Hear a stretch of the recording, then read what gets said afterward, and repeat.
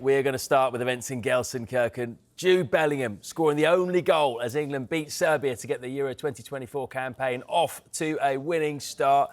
We spoke earlier before the break, Lee, about the fact that it was a game of two halves, wasn't it? The first half, England were really good, dominated. Second half, it was all hands to the pump. Overall, though, would you say it was a pretty impressive first performance, first game, or was it a bit nervy? Yeah, I mean, it was always going to be nervy being the first game. Obviously, there's lots of expectation on England, isn't there, being the favourites coming into the tournament. So, you know, getting that 3 points, at times it wasn't pretty, I must admit, particularly the second half. But, you know, there's lots that you have to like about the performance because first half, they had plenty of the ball. They had control of the game. Second half, they had to show character, belief, defend really well, which was the big highlight of our squad and the setup and what we have back there. So credit to the back line, really, to be honest. Trippier playing out of position. Gahey coming in at centre half as well, where, you know, all eyes were on what he was going to produce. But I thought they were brilliant. They stopped Serbia at source for having good possession of play, but not really allowing them to have much attempts at goal.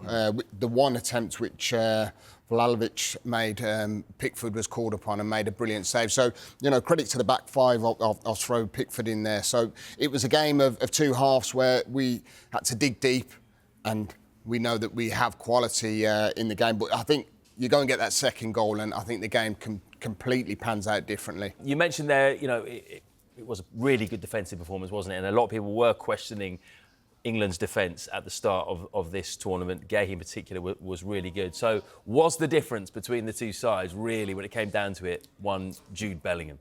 Yeah, I mean, Bellingham was fantastic. Even in the second half, you know, the things he did to try and relieve pressure, the times he got forward.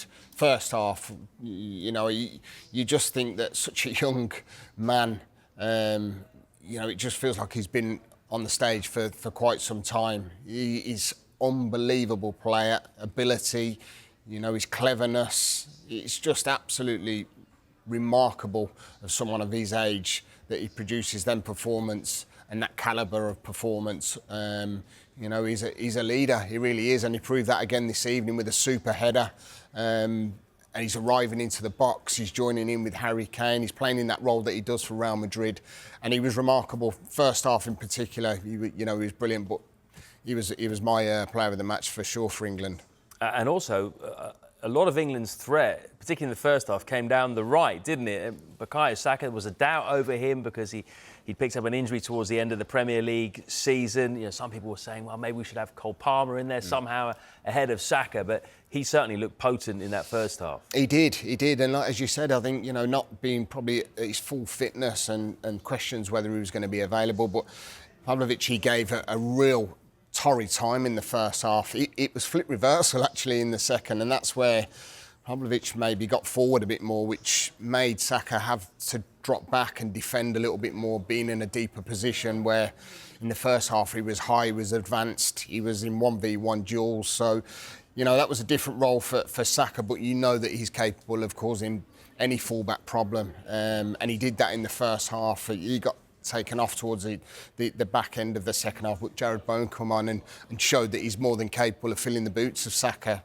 It's great that we've got that strength in depth to bring them players on and have that bit more energy. Even Conor Gallagher, you know, bringing that energy in midfield. We know he runs around, we know he gets fouls. He probably had 5 or 6 fouls when he came on, just because his energy of getting away from players. And that's why I think the big shout was, you know, not taking Jack.